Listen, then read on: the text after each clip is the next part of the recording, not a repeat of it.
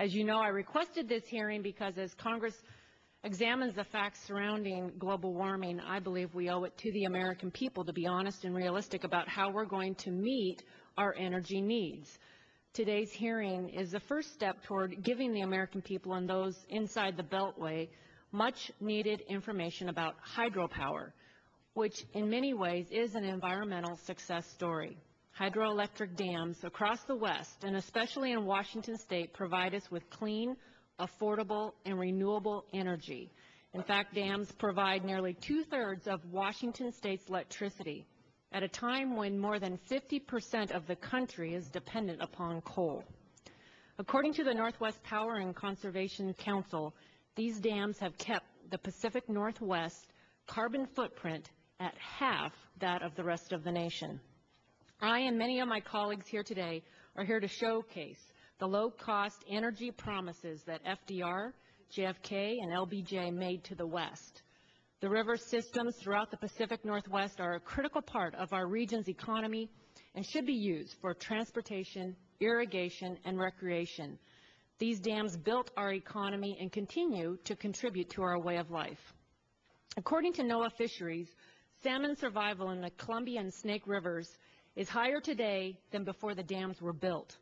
It's estimated that 98% of adult fish and 90% of juvenile fish navigate the dam successfully.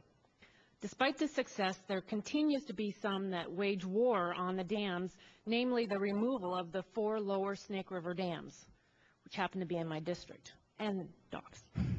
We heard about this at a recent fisheries subcommittee hearing from our Seattle colleague, Jim McDermott.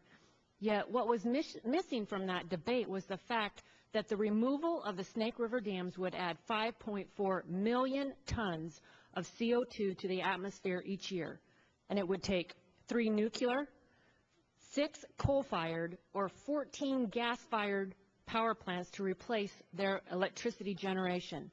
These dams also serve as the base resource for integrating wind energy into the Northwest grid. At a time of growing energy demand, it makes no sense to throw this clean energy source away. I am committed as we move forward with the debate on global climate change that hydropower be recognized for the important role it plays in our markets.